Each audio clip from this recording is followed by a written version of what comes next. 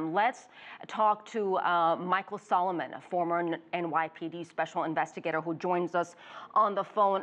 Michael, we've seen searches with heavily armed vehicles and police going to residential neighborhoods, assuming one of the suspects they believe is holed up there. Well, that's a possibility, but we're really not sure because I'm here and you're in Washington and I'm in Florida, and everything we're learning is from the newscast that's going on live at the scene. So there's a lot of speculation what's going on, and we can't really speculate at this point until we really find out exactly what's happening. So, in your opinion, are there two different investigations going on right now? One with regards to what happened inside that social services building, and the second, the search for this third remaining suspect and the motive. Well, absolutely. There are two investigations going on, and the investigations through police work have to link each other. You have to prove that this particular person who they're seeking now is tied to the shooting this morning. You got to link them, because somebody could say, hey, this guy just happened to be walking through the neighborhood with a rifle in his hands, and you can't prove he was in that building. That's what a defense attorney would want to do. So the police and the forensic units have to actually tie these two, or these individuals, whether it's one, two, or three of them, into the shooting this afternoon or this morning in California.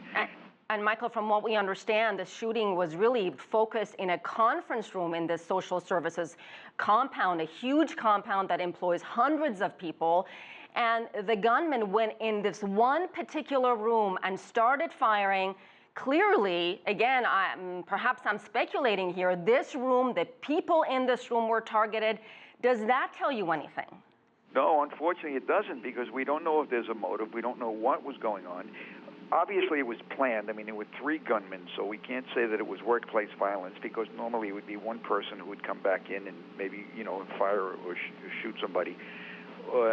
This room, particularly from what I understand from all the broadcasting, was rented out today for another company to hold a Christmas party. So we don't know if the gunmen were coming in to take care of or to shoot the people who were at the Christmas party because he had a problem with them, or has to do with the building itself that's housing a disability center, which to me is senseless. I mean, this is another senseless violent act in this country, which it's unbelievable. And there's still so many questions. This clearly is still a fluid situation. The police chief in San Bernardino said no motive, no weapons found at the site. But I have to ask you, Michael, there's been no claim of responsibility, no postings on social media, and that's usually the MO for international terrorists. So what does that tell you? I don't think this was international terrorists. It doesn't fit the profile. It doesn't fit the picture. For example, they were wearing masks. And most of the terror cases we've seen, particularly Paris and everybody else, they come in there fully armed. They weren't wearing masks in Paris.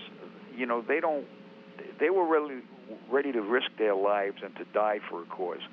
And I don't see that here, because they planned this to take out these people within a minute or two, and they left. I mean, normally they would keep shooting and keep firing and do the most damage that they could possibly do. That's apparently what terrorists do today. So I think this was an isolated case for some reason or other. I don't know why three people were involved. It could be homegrown terrorists. It might not have anything to do with terrorism. It may not have anything to do with Islam. We've had terrorist shootings in this country for years that didn't have international terrorist plots behind it. So it's really going to have to be sorted out by the police and the FBI and whoever's investigating it. And that was my next question. At this point, who is leading this investigation? Is it on a local level or a federal? Now, it's not a federal crime. I mean, usually in a case like this, the lead police department, who is responsible for that particular area, who responded first, takes the lead in the investigation. And of course, they're assisted by outside agencies and everybody else that needs to get involved. But they are basically the lead investigative agency at this point. So they'll gather all the evidence, they'll put it all together. They'll use whatever resources they can, whether it's social media, whether it's eyewitnesses, or whatever they can to link these people directly to this. The motive, unfortunately, unless there's a note somewhere, or again, if there's something posted on social media, which we haven't seen yet, there's no way of knowing. Michael Solomon, we certainly appreciate your time, sir.